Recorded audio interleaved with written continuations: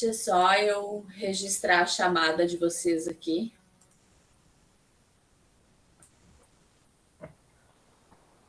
Adelaide.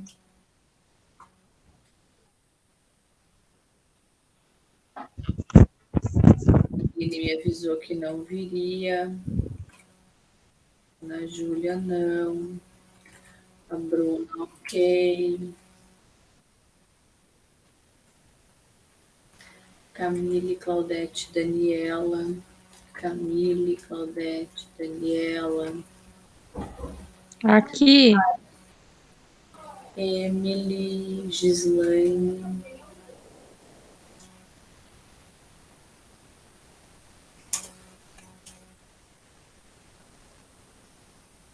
Aqui.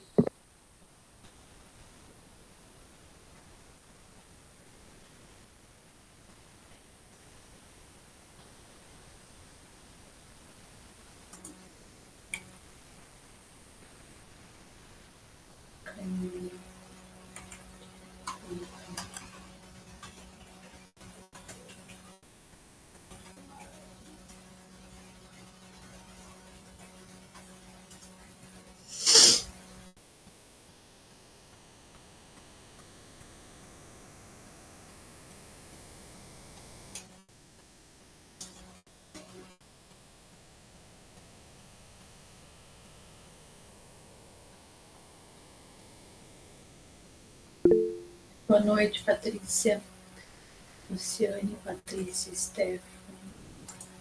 Boa noite, Sora.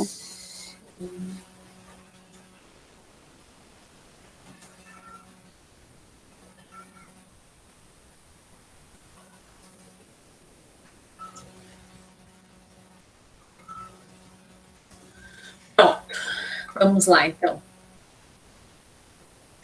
Para a nossa aula de hoje. Hoje nós vamos conceitualizar o que, afinal de contas, é gestão de pessoas. Quais são os fundamentos da gestão de pessoas? Deixa eu compartilhar aqui. Deixa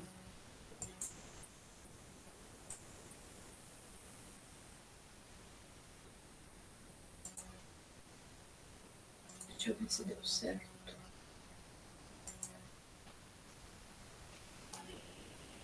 Pronto. Então, os fundamentos da gestão de pessoas. Vocês sabem que a nossa disciplina é gestão de pessoas e serviços.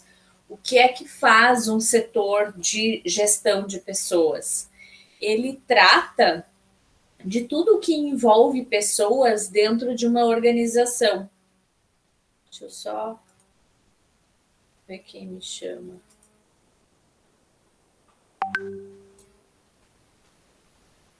Tá. Ele trata de tudo que é referente a pessoas dentro de uma organização, dentro de uma empresa.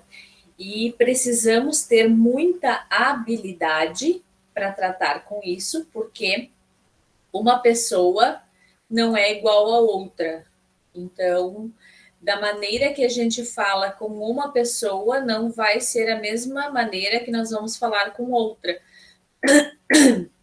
Porque entra também a questão de interpretação, as coisas mal interpretadas, as palavras mal colocadas, que podem ser distorcidas. E a gestão de pessoas exige também da gente muita sensibilidade para a gente tratar com essas pessoas, porque nós estamos, quando eu digo nós, vocês precisam se colocar na posição, claro, nós profissionais de recursos humanos, profissionais que trabalhamos com a gestão de pessoas, com o departamento pessoal, seja com folha de pagamento, admissão, contratação, seja qual for a definição da tarefa, nós somos a organização perante os funcionários. Nós representamos a empresa e nós também representamos os funcionários. Então, a gente tem que ter muita habilidade, muita sensibilidade,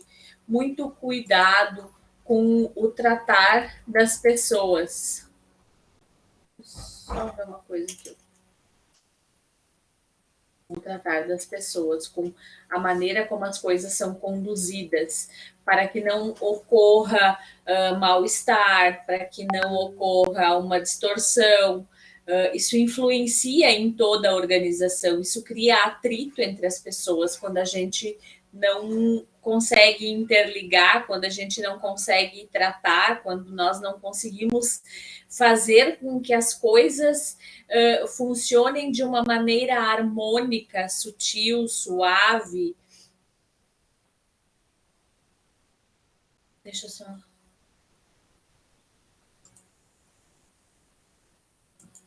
A gente não consegue que as coisas aconteçam de uma maneira harmônica, sutil, suave, que tenha um viés mais complexo, mais desafiador. O ser humano, ele é desafiador.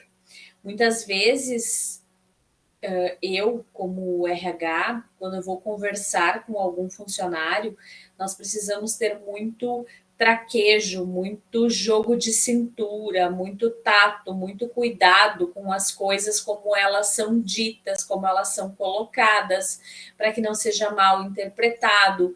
Então, é imprescindível motivar, gerenciar os direitos, os deveres, que a gente entenda os colaboradores, mas que nós, como mediadores, também tenhamos a capacidade de fazer os colaboradores entenderem qual é a ótica da organização nisso tudo, qual é o ponto de vista da empresa nisso tudo, o que a empresa pensa a respeito disso, de atos, de atitudes, de faltas, de atrasos, de falta de respeito, de atrito entre colegas, de atrito entre setores. Quem trabalha com gestão de pessoas precisa conseguir administrar toda essa questão. Além disso, existe o processo da gestão de pessoas sob a ótica burocrática, que é o que nós, em gestão de pessoas e serviços, efetivamente estudamos. O que é a ótica burocrática? É a parte de folha de pagamento, admissão, demissão, férias, contrato de trabalho, direito trabalhista, os impostos. E nós, da gestão de pessoas, do RH, somos responsáveis pelo processo de provisionamento, processo de aplicação, processo de manutenção, de desenvolvimento, de monitoração, monitoramento das demandas postas em prática. E o que vem a ser o processo de provisão? É o recrutamento, o planejamento de pessoas capacitadas, que atendam às necessidades exigidas para a realização da função. Recrutar pode ser tanto interno quanto externo, tá, pessoal? Se eu tenho uma vaga na empresa e eu tenho um profissional trabalhando lá dentro, e este profissional tem potencial e tem capacidade de assumir uma outra função em um outro setor, sob outra demanda, por que eu não vou colocar ele no processo de capacitação? Por que eu não vou botar ele no processo de recrutamento? Por que eu não vou conversar? Por que eu não vou ouvir o que ele tem para me dizer, para me contar, se ele tem capacidade ou não, se ele tem conhecimento ou não, se ele demonstra interesse? Eu vou simplesmente ignorar que ele demonstrou interesse, que ele quer trabalhar? Não, eu não posso agir dessa forma, eu preciso conversar, eu preciso ouvir.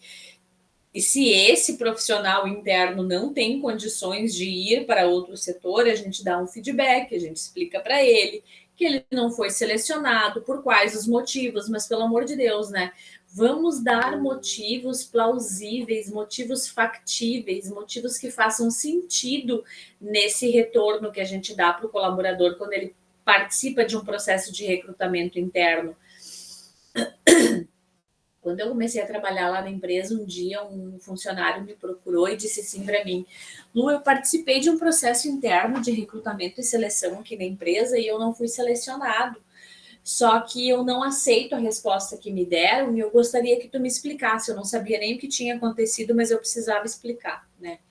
E aí eu disse, mas o que foi que te falaram? Falaram que eu não tinha curso de informática e eu não podia ir para aquele setor por isso. Que bobagem! Isso não se fala para uma pessoa. Não, a informática hoje ela é autodidata. Uma criança que está começando a caminhar sabe onde liga um computador, sabe onde liga um notebook. Elas vão lá com aqueles micro dedinhos delas e ligam. Então, essa não é a resposta. Tinha algum outro argumento que eu não sei, porque ele nunca mais se candidatou para nada, e infelizmente deram uma resposta ingrata para ele, desmotivaram, e eu passei trabalho para resgatar esse profissional e mostrar que sim, que ele tinha capacidade, que ele tinha habilidades e que a resposta não fazia o menor sentido. Convidei ele para participar de outros processos, ele não quis, mas é isso. A gente precisa cuidar o que fala. Provisão, quando a gente fala de folha de pagamento, é quando nós estamos processando a folha de pagamento e precisamos entregar para o financeiro uma provisão de quanto iremos gastar no final do mês para pagar a folha dos funcionários. Isso também nós chamamos de provisionamento, de provisão, tá? O processo de aplicação. O processo de provisão ficou claro para vocês, pessoal? A gente pode, deixa eu só explicar falando em pessoas, tá? A empresa vai ampliar o faturamento. O objetivo é crescer 20%. Para crescer 20%, eu preciso vender mais. Para vender mais, eu preciso atingir um território maior de venda. Para que eu tenha um território maior de venda, eu preciso ter mais vendedores, tá? Então vamos contratar mais vendedores. Contratamos mais vendedores, eu preciso de mais pessoas no estoque para separar, para embalar, para expedir, para faturar. Então, vamos fazer uma análise do estoque. Qual vai ser o impacto do aumento de vendas no processo? Vai aumentar a demanda de trabalho, aí eu provisiono. Eu vou aumentar 2 vendedores, quantas pessoas eu tenho que aumentar no estoque? Eu vou aumentar 4 vendedores, 2 internos e 2 externos. Quantas pessoas eu tenho que aumentar no estoque? Ah, com isso vai aumentar o cadastro, vai aumentar a cobrança, vai aumentar o contas a pagar. Eu preciso contratar mais pessoas para o financeiro também. Ah, a empresa dobrou de tamanho, era 100 funcionários, agora são 200. Opa, peraí, 2 pessoas no RH já não dão mais conta, precisa de mais gente. E assim a gente provisiona o crescimento da empresa com o crescimento de mão de obra, de pessoas para trabalhar. Porque não adianta eu querer crescer o faturamento, né, aumentando o preço, não vou vender. Eu preciso crescer o faturamento atingindo uma maior abrangência do território no qual eu atuo. E para isso eu preciso de mais gente trabalhando dentro da empresa ou espalhado pelo estado.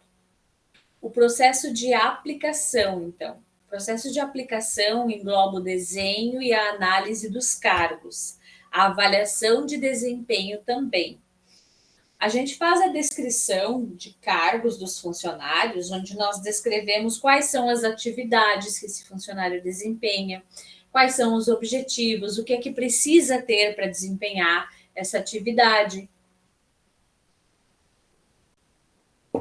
quais vão ser as tarefas que esse profissional vai executar diariamente, mensalmente, semanalmente, montar toda a descrição. Eu posso disponibilizar para vocês uma descrição de cargos, eu oculto algumas informações e disponibilizo para vocês terem uma ideia. E a partir disso, a partir do momento que eu tenho a descrição de cargos pronta de todos os setores da empresa, eu consigo realizar a avaliação de desempenho dos funcionários. Eu consigo, junto com o líder de cada setor, fazer a avaliação de desempenho, apresentar a avaliação de desempenho, proporcionar o feedback, o retorno para o funcionário, onde eu vou identificar as competências, vou melhorar a comunicação com ele, eu vou obter informações dele, eu vou proporcionar para ele um processo de melhoria, de crescimento, vou provocar mudanças na cultura da empresa. E o funcionário, quando ele tem retorno sobre o desempenho dele na empresa, sobre como ele está trabalhando, como está sendo visto o trabalho dele, as atividades dele, ele entrega mais, ele faz mais, porque mesmo que o feedback que tu vai dar é negativo, olha, fulano, essa tarefa aqui tu não faz bem, tá? Porque tu demora muito. Mas em uma análise estatística que nós tiramos no sistema, os teus colegas fazem em X tempo. Vamos tentar identificar o que é que está acontecendo contigo que tu não consegue acompanhar o ritmo dos teus colegas. E aí a gente faz o funcionário buscar dentro dele o que é que ele faz durante o dia que faz com que ele perca tempo de produtividade e não entrega tanto quanto o colega. Aí ele mesmo identifica o erro e a falha nele. E o teu feedback foi negativo, só que não, porque tu fez o profissional enxergar o que ele não estava fazendo. E isso é muito, muito bacana, sabe? Eu costumo muito fazer perguntas, às vezes as pessoas não respondem a minha pergunta, elas falam outra coisa, como hoje. Eu usei como exemplo um negócio que a gente está desenvolvendo lá na empresa de tempo de casa. E aí a menina do marketing veio e disse para mim assim: ah, mas tu quer colocar o quê? Flores, balão? Tu quer balão vermelho? Tu quer balão prata, balão cinza?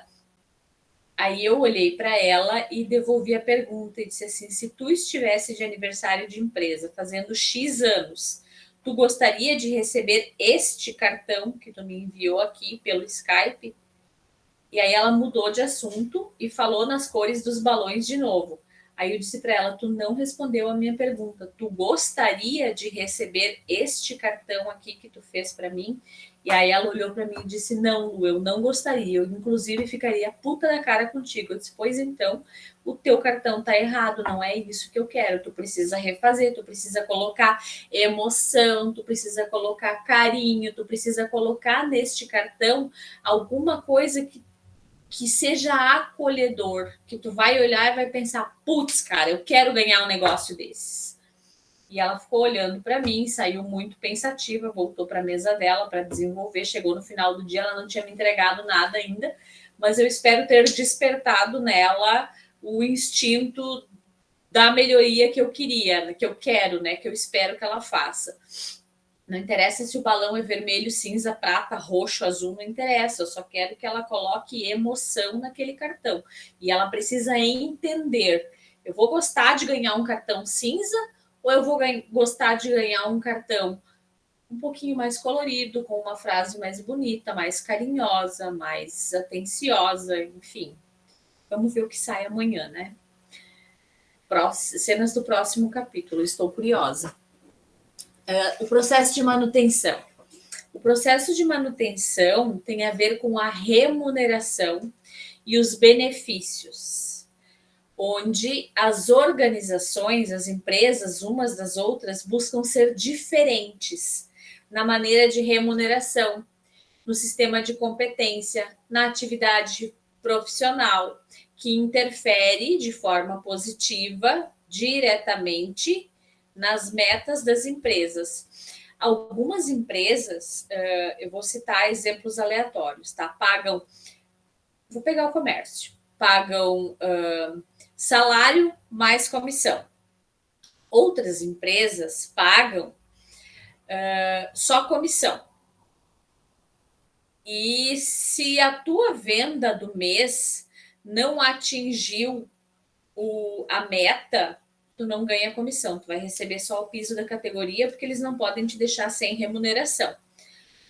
Mas tu só vai receber a tua comissão quando a tua meta atingir a comissão a partir do piso da categoria, ou seja, 1.672,75 de comissão. Então, quer dizer, tu tem que vender pra caramba para ter uma comissão de 1.672.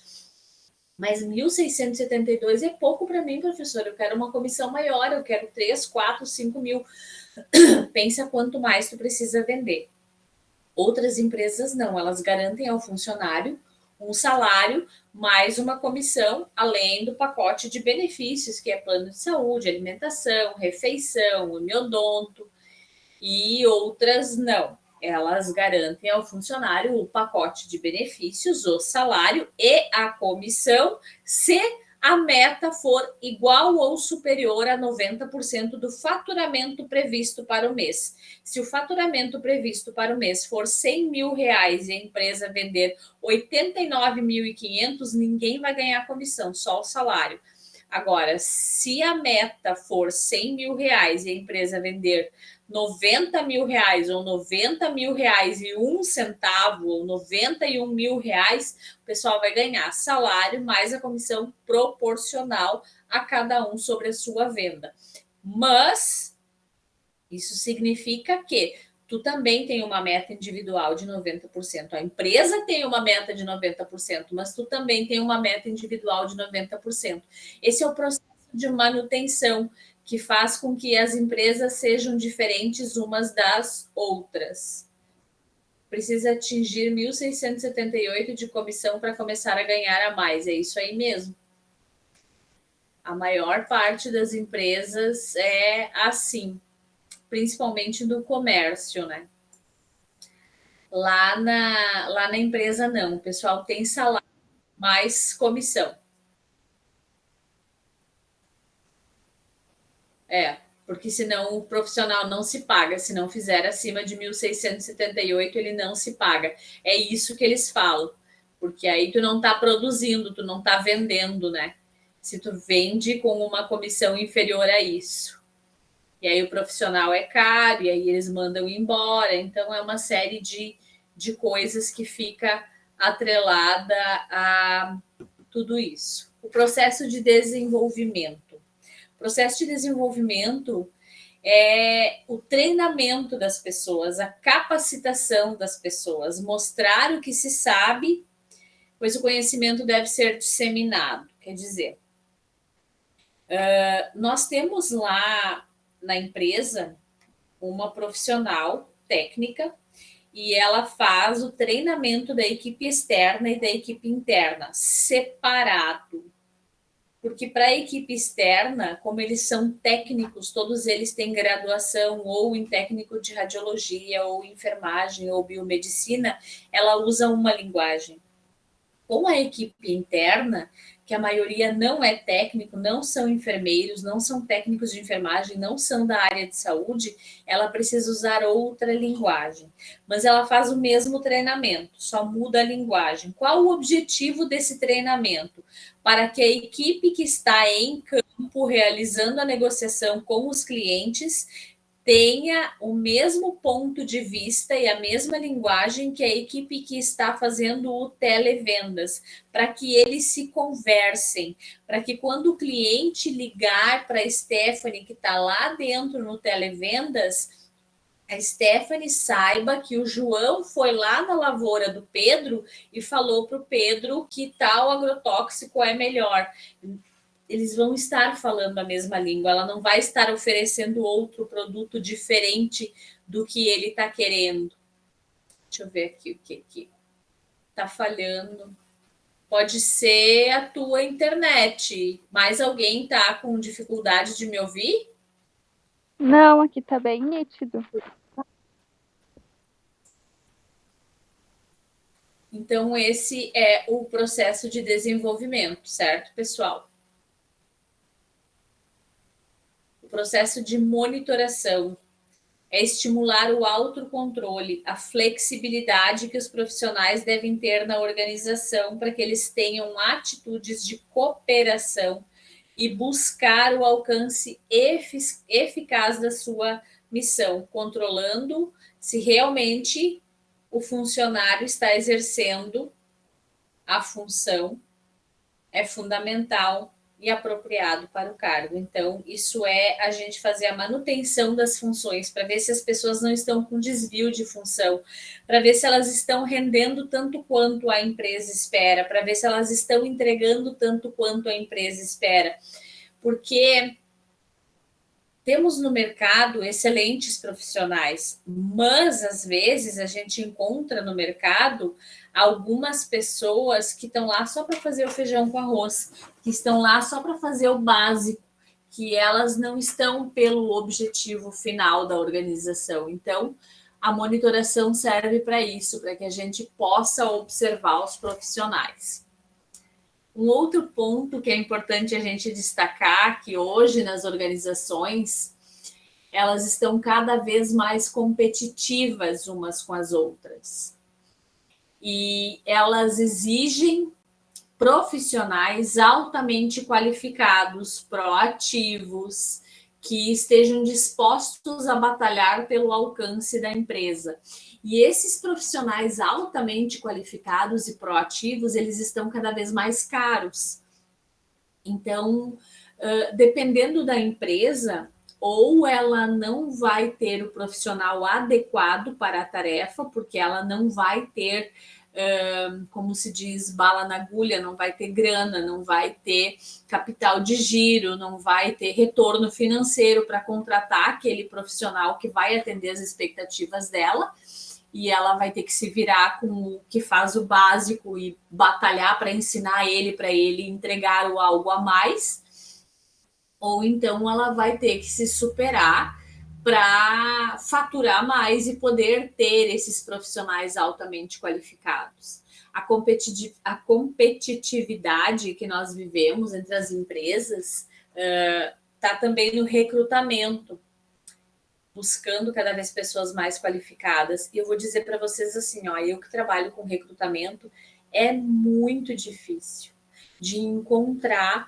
as pessoas. Às vezes, a gente recebe uns currículos lá, o currículo até que é bonzinho, sabe?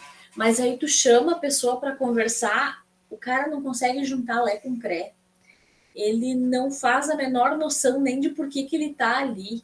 Às vezes ele nem se lembra que ele te mandou o currículo, mas eu mandei o meu currículo para ti e tu fica com cara de oi?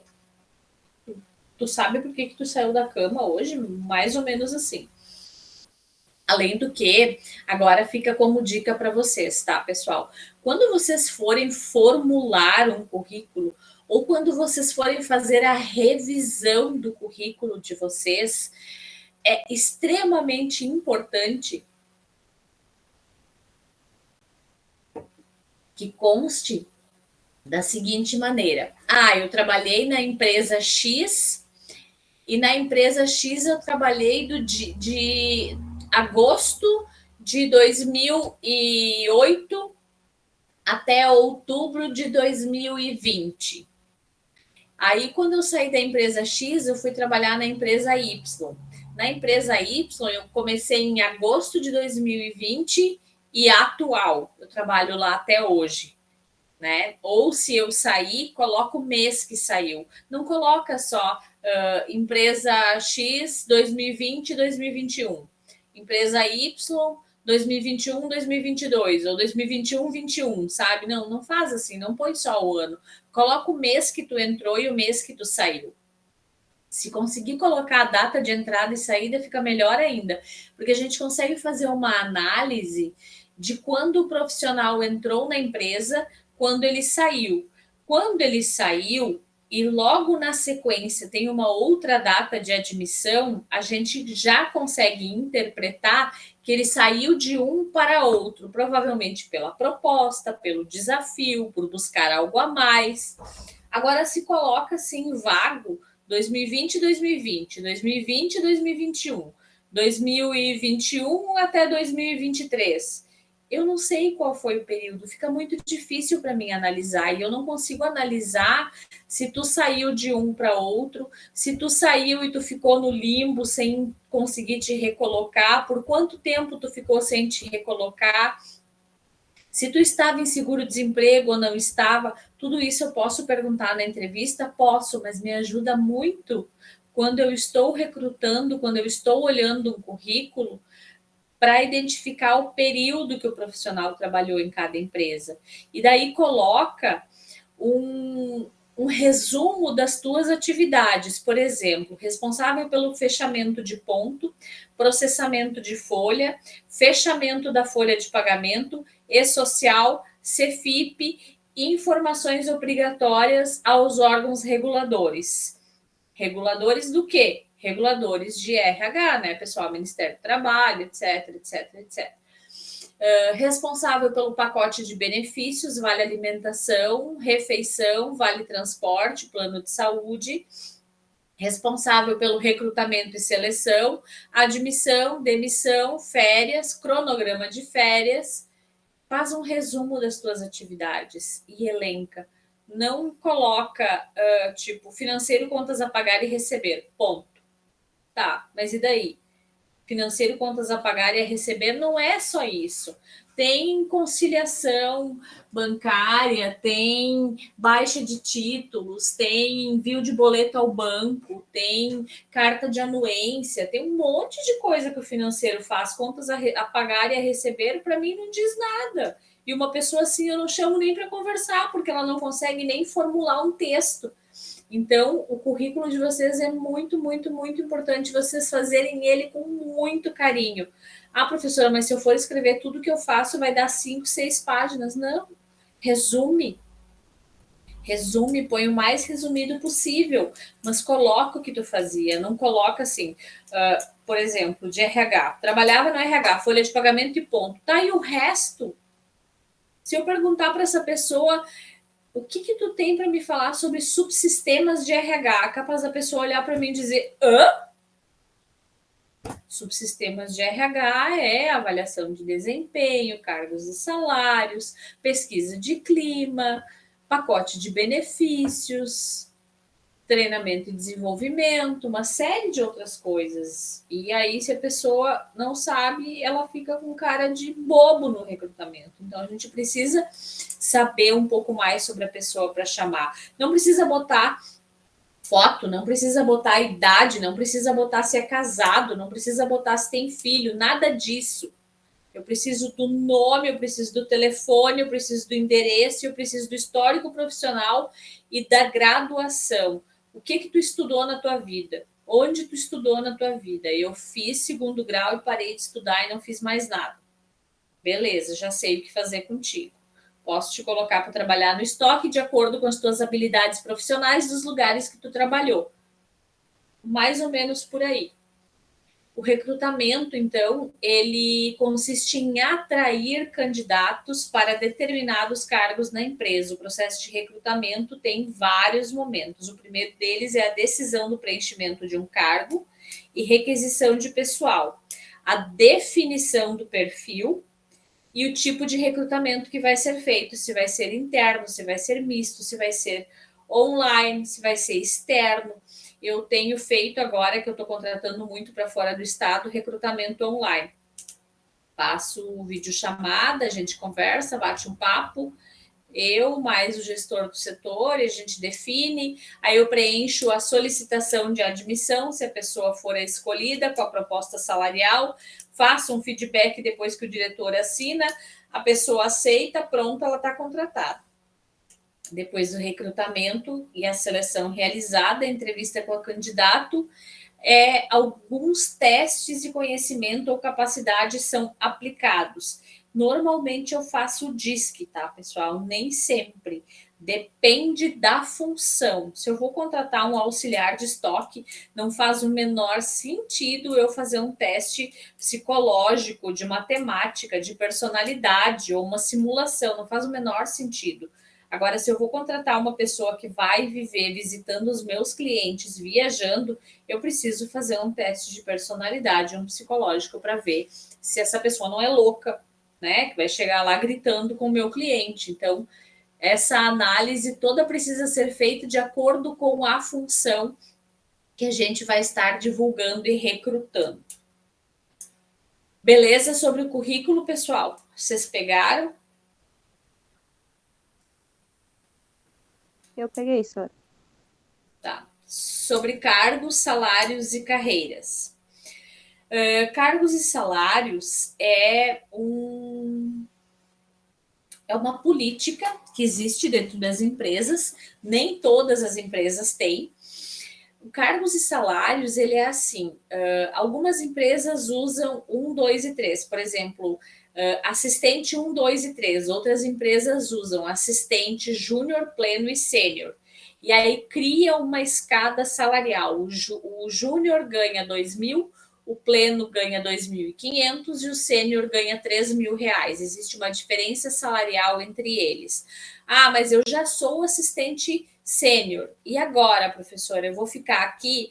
Não, de acordo com a política de cargos e salários, a política de carreira que existe dentro da empresa, depois de uma avaliação de desempenho, depois de tu ter passado por processos de treinamento, de tu ter feito as tuas entregas, de tu mostrar para a liderança da empresa que tu tem capacidade e habilidades, tu pode ser promovido para a função de analista júnior. Aí o teu salário sobe um pouquinho mais. Existe uma categoria percentual entre uma função e outra.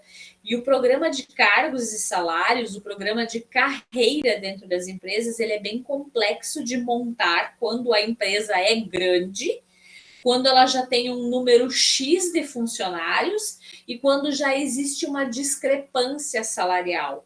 Porque eu tenho um funcionário que trabalha há 28 anos na empresa e ele já tem um salário mais alto.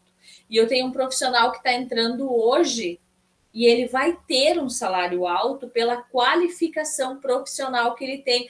Ah, mas a fulana já está há 28 anos na empresa. Por que essa daqui vai entrar ganhando mais que essa daqui? Pela qualificação profissional dela, ela vai entrar com outra função, não na mesma função.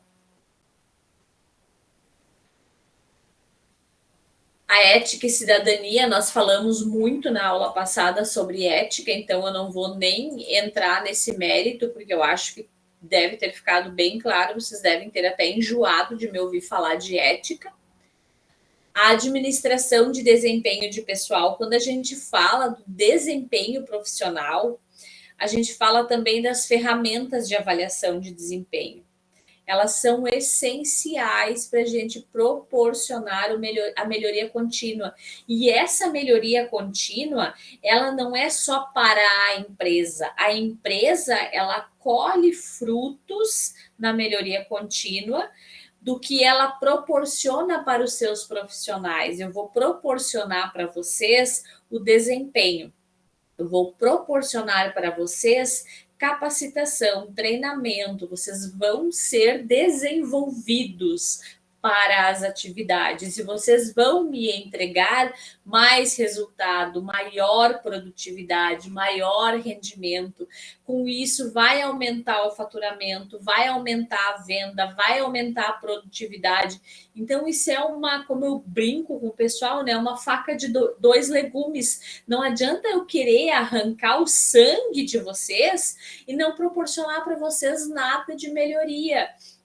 Por exemplo, eu quero que vocês naveguem plenamente sobre a nova lei de licitações, mas eu não treinei vocês para isso. Eu não dei um treinamento, vocês nem sabem do que eu estou falando, vocês nem sabem o que é a nova lei de licitações, vocês nunca ouviram falar desse bicho de 7 cabeças.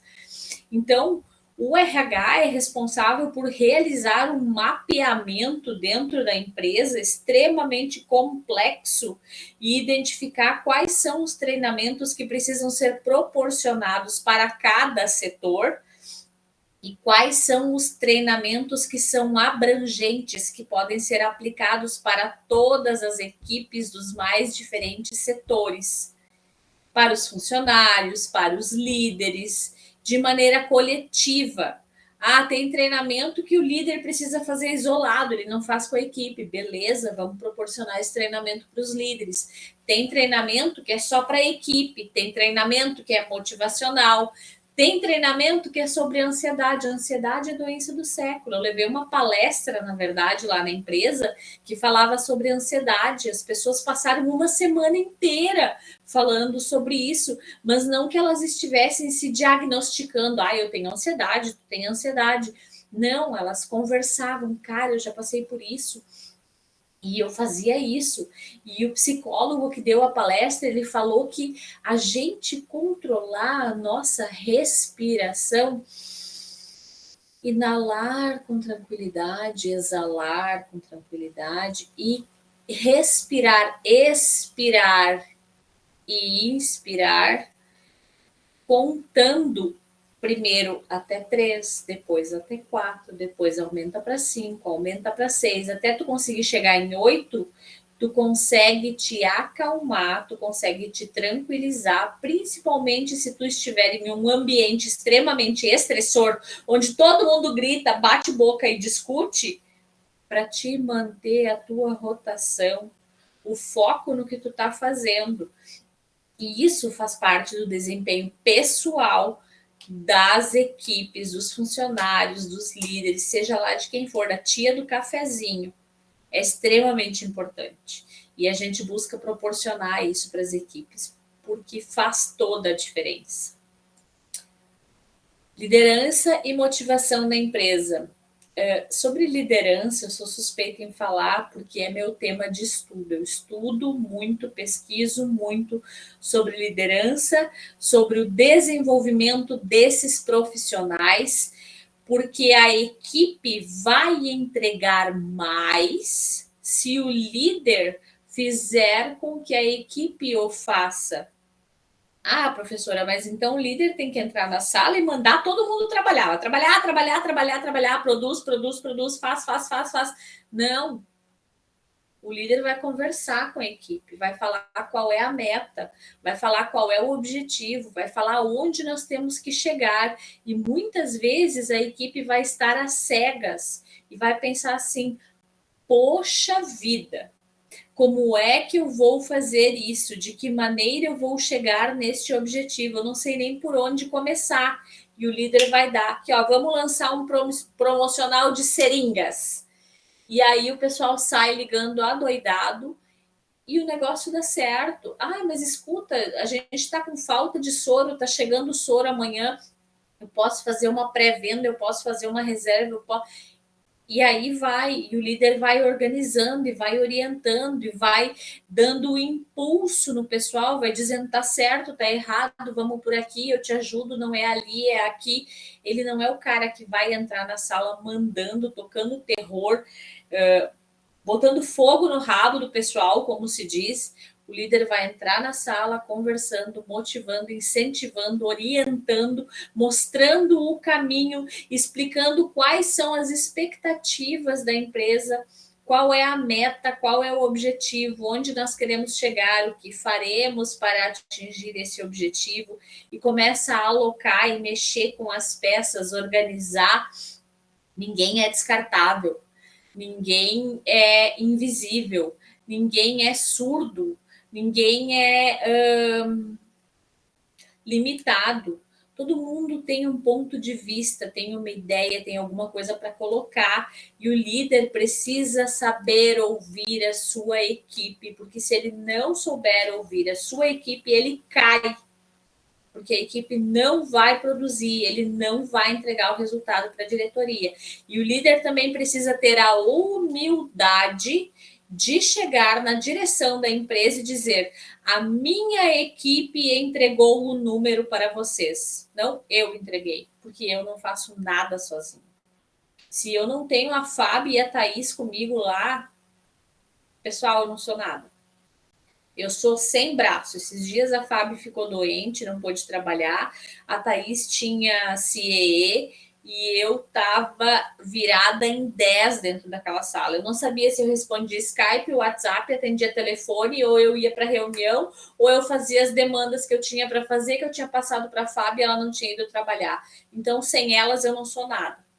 Com elas, eu consigo tranquilamente sair, ir para as minhas reuniões, fazer as minhas descrições de cargos, organizar as minhas avaliações de desempenho, organizar o cargos e salários, organizar o pacote de benefícios, organizar as coisas que eu preciso organizar, pensar em treinamentos, pensar em palestras, pensar em capacitação, porque eu tenho elas para me darem suporte, para fazer a parte burocrática para mim, para chamar o funcionário e perguntar por que não bateu o ponto, para olhar o ponto, para olhar o banco de horas, para cobrar do pessoal.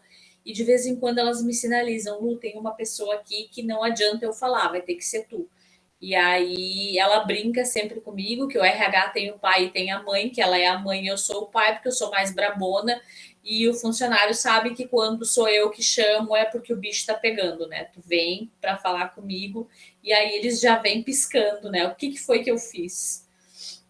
Mas normalmente ela consegue resolver. É só quando tem uma pessoa mais resistente assim que eu preciso me envolver. Do contrário, ela é meus dois braços e às vezes ela é o meu cérebro também, porque às vezes eu estou no meio da reunião, preciso de uma informação, eu peço para ela e ela já manda no meu WhatsApp, é top down e o negócio funciona.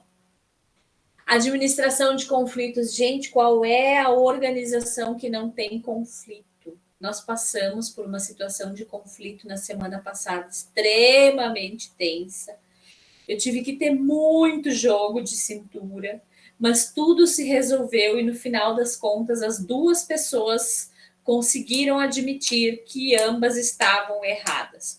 Uma estava se sentindo sobrecarregada e a outra estava extremamente estressada. Elas discutiram por uma coisa idiota, por uma ligação que uma recebeu e transferiu para a outra e não era da outra, e aí estavam as duas estressadas, discutiram, eu levei 2 dias conversando, até que eu consegui que as duas entendessem que as duas estavam erradas, uma por ter passado a ligação errada e a outra por ter explodido. Então, falta de atenção, sobrecarga, tensão, estresse, tudo isso faz com que as pessoas entrem em conflito, entrem em atrito. Então, a gente precisa administrar esses conflitos da melhor maneira possível, sem ferir ninguém, sem ofender ninguém, e fazendo com que as equipes enxerguem, fazendo com que, se eu brigar com a Fabi, que amanhã, hoje eu vou embora de cabeça quente, eu tô braba com ela, mas amanhã eu vou chegar na empresa, eu vou sentar na cadeira, eu vou me lembrar do que aconteceu e eu vou virar para ela e vou dizer, cara, eu estava errada, me desculpa, eu não podia ter falado contigo daquela maneira, tu não tem culpa e vamos resolver. Me mostra de novo que eu vou ver onde está o problema e vou procurar o dono dessa situação.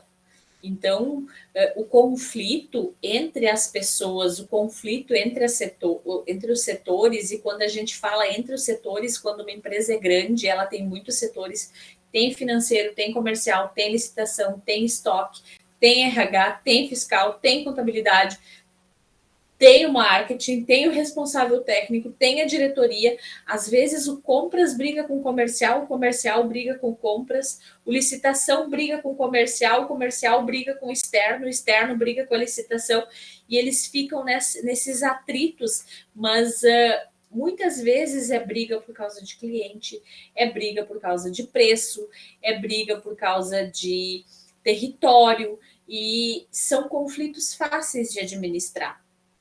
Mas esses conflitos, às vezes, eles tornam o ambiente estressor. E a gente tem que estar ali no meio, né? Com o extintor de incêndio na mão, sempre para baixar a poeira.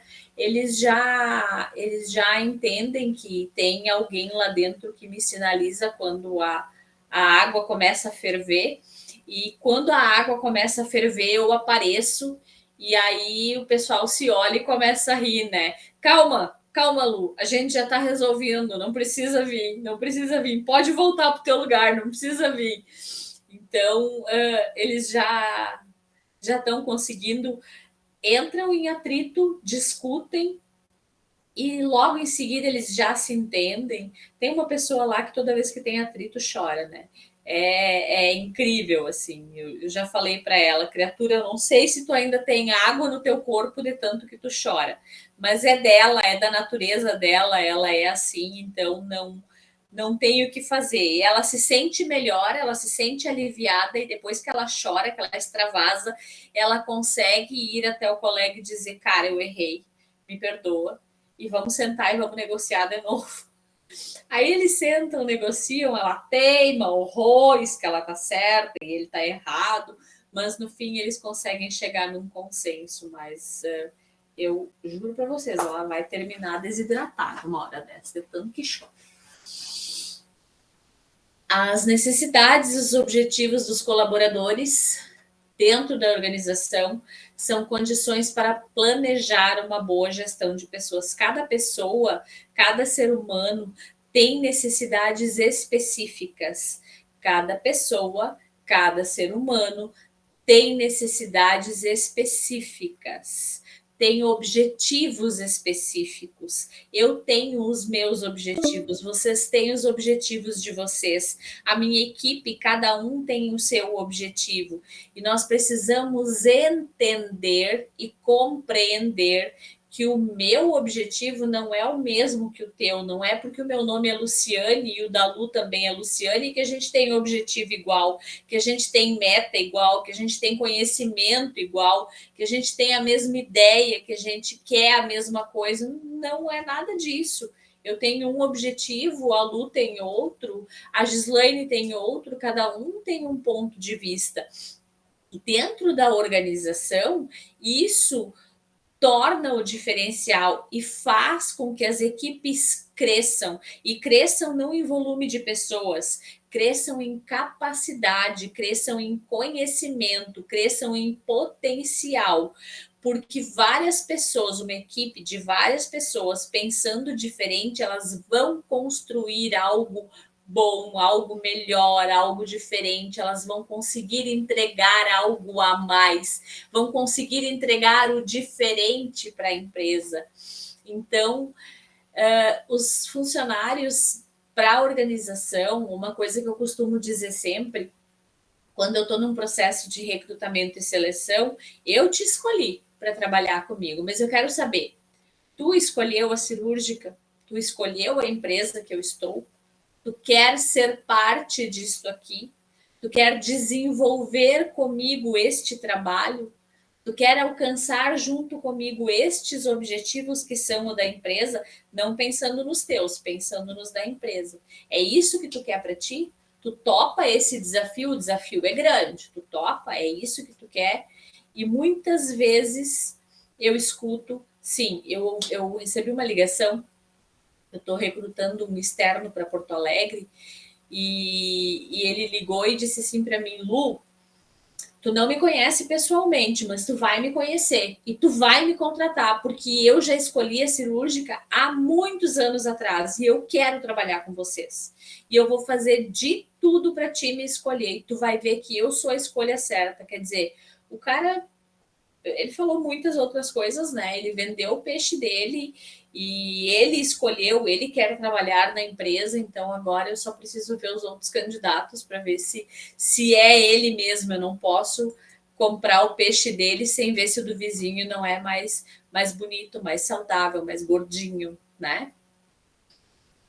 Então, para que esses objetivos sejam alcançados, é preciso que os gestores sejam proativos, criativos e, sobretudo, humanos. Gente, pelo amor de Deus, nós precisamos de pessoas mais humanas, pessoas que pensem nas pessoas, pessoas que pensem como pessoas que pensem no resultado, mas lembrando que são as pessoas que geram esse resultado.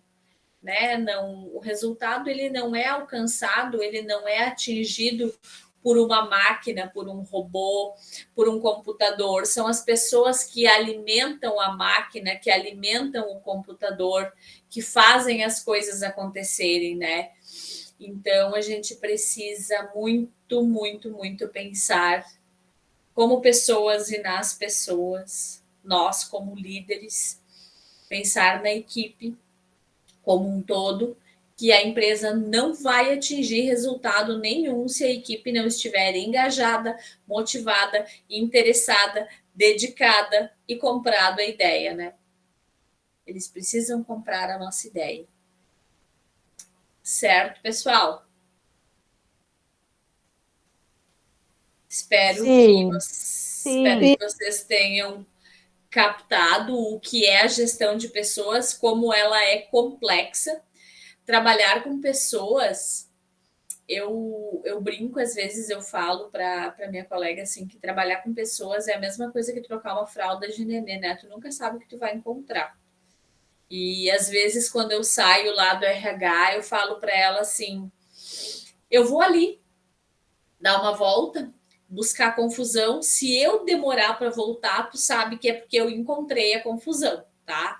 Agora, se eu voltar logo é porque tá tudo certo. E na maioria das vezes eu demoro para voltar, né? Não é que eu encontre confusão, é que eu encontro pessoas pelo caminho que estão me procurando, que querem falar comigo, que querem tirar uma dúvida, que querem alguma coisa, ou que têm alguma ideia que querem me passar, que querem que eu faça, que querem que eu desenvolva. Então, o meu gestor deveria ter assistido a sua aula. Eu dou uma aula para ele, Júlia. Para ele me ligar que eu dou uma aula para ele. Certo, então, pessoal. Um beijo no coração de vocês. Eu vou esse final de semana preparar o trabalho de vocês. Olha só, se vocês quiserem uma aula para o gestor de vocês, não tem problema nenhum. Só falar comigo, tá? Não sendo durante a semana, durante o dia, eu posso bater um papo com eles. Eu trabalho pesquisa de lideranças e desenvolvimento de lideranças fora do meu horário de trabalho. Então, estou à disposição aí para bater um papo com esses caras para eles serem mais humanos, que eles vão colher mais resultados. Que inveja desse teu chimarrão, Stephanie. Então, tá, gente. Um beijo no coração de vocês. Final de semana eu vou colocar o trabalho para vocês, tá? Beijão. Certo. Tchau. Tchau. Boa noite. Boa noite. Boa noite.